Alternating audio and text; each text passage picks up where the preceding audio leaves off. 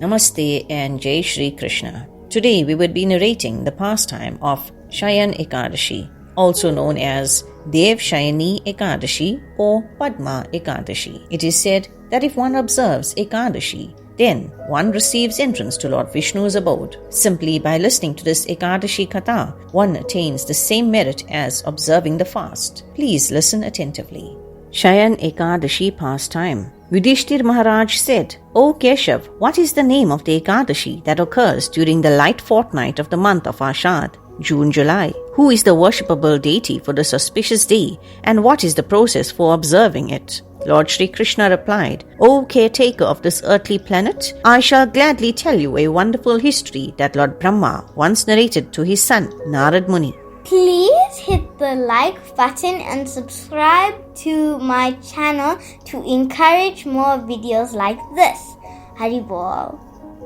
One day, Narad Muni asked his father, What is the name of the Ekadashi that comes during the light part of the month of Aashaadh? Kindly tell me how I should observe this Ekadashi and thus please the Supreme Lord, Shri Vishnu. Lord Brahma replied, O best of all sages, O purest devotee of Lord Vishnu, your question is excellent for all mankind. There is nothing better than Ekadashi, the day of Lord Shri Hari, in this or in any other world. It nullifies even the worst sins if observed properly. For this reason, I shall tell you about Aashaadh Shukla Ekadashi. Fasting on this Ekadashi purifies one of all sins and fulfills all one's desires. Aashaadh Shukla Ekadashi is also famous as Padma Ekadashi. Just to please the Supreme Lord Hrishikesh, the master of the senses, one should fast on this day.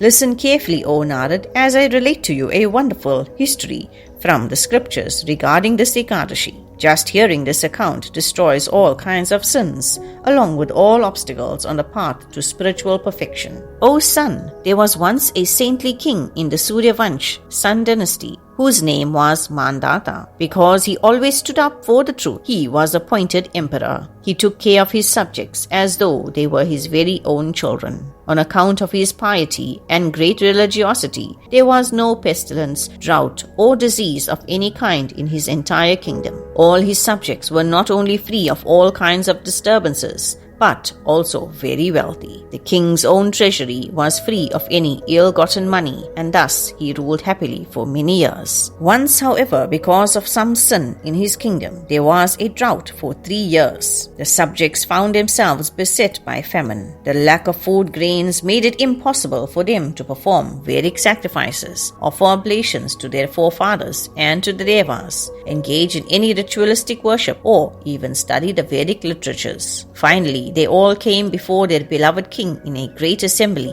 and said, O king, you always see to our welfare, so we humbly beg your assistance now. Everyone and everything in this world needs water. Without water, almost everything is rendered useless or dead. The Vedas call water Nar, and because the Supreme Personality of Godhead sleeps upon water, his name is Narayan. God makes his own abode on water and takes his rest there. In his form as the clouds, the Supreme Lord is present throughout the sky and pours forth rains, from which grow the grains that maintain every living entity. O king, the severe drought has caused a great lack of valuable grains. Thus we are all miserable, and the population is decreasing as people die or leave your kingdom. O best ruler on earth, please find some solution to this problem and bring us peace and prosperity once again. The king replied, You speak the truth, for grains are like Brahman, the absolute truth, who lives within grains and thereby sustains all beings. Indeed, it is because of grains that the entire world lives. Now, why is there terrible drought in our kingdom? The Holy Scriptures discuss this subject very thoroughly. If a king or head of the country is irreligious, both he and his subjects suffer. I have meditated upon the cause of our problem for a long time, but after searching my past and present character, I can honestly say that I find no sin. Still, for the good of all you subjects, I shall try to remedy the situation.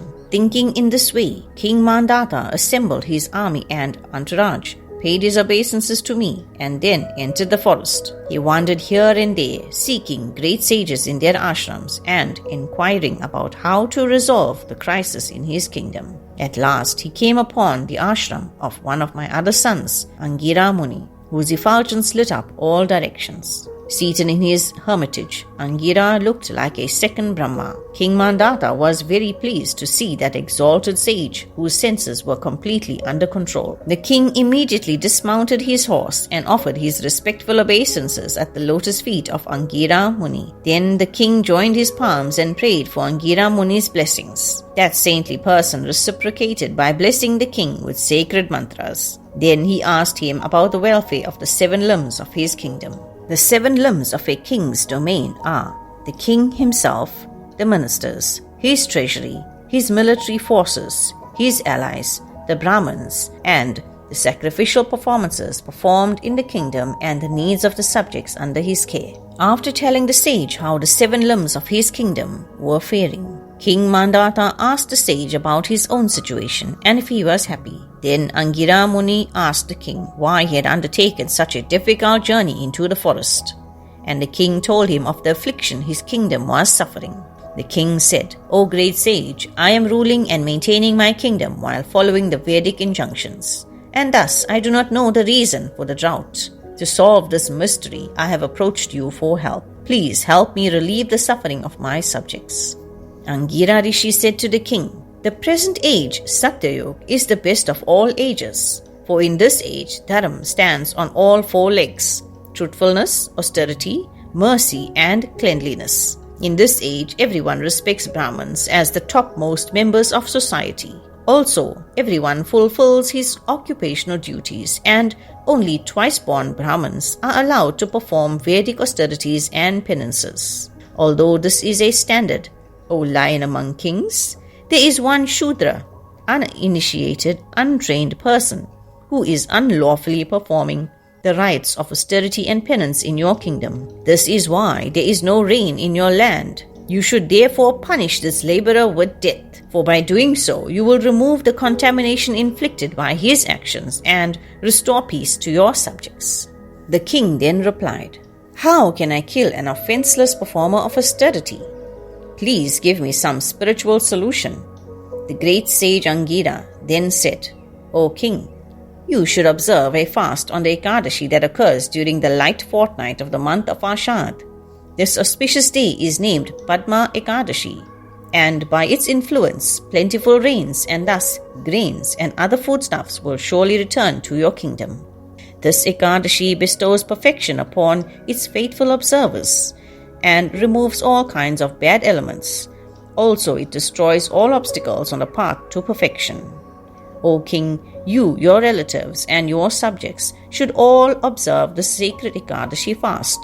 Then everything in your kingdom will undoubtedly return to normal." Upon hearing these words, the king offered his obeisances and then returned to his palace. When the Padma Ekadashi arrived, King Mandata assembled all the Brahmins, Kshatriyas, Vaishyas, and Shudras in his kingdom and instructed them to strictly observe this important fast day.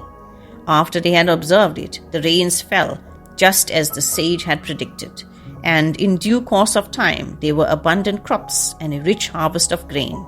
By the mercy of the Supreme Lord, Hrishikesh, the master of the senses, all the subjects of King Mandata became extremely happy and prosperous. Therefore, O Narad, everyone should observe this Ekadashi fast very strictly, for it bestows all kinds of happiness, as well as ultimate liberation upon the faithful devotee. Lord Krishna concluded, "My dear Yudhishthir, Padma Ekadashi is so powerful that one who simply reads or hears its glories becomes completely sinless. O Pandav, one who wishes to please me should strictly observe this Ekadashi, which is also known as Devshayanee Ekadashi. Devshayani or Vishnu Shayani indicates the day when Lord Vishnu goes to sleep with all the Devas. It is said that after this day, one should not perform any new auspicious ceremonies until Devatani Ekadashi, which occurs during the month of Kartik, October-November, because the Devas, being asleep, cannot be invited to the sacrificial arena, and because the sun is travelling along its southern course. O lion among kings, Yudhishthir Maharaj, whoever wants liberation should regularly observe a fast on this Ekadashi, which is also the day when the Chaturmasya fast begins. Thus ends the narration of the glories of the Aashaadh Shukla Ekadashi, also known as Padma Ekadashi or Devshayanee Ekadashi, from the Bhavishya Uttar Puran.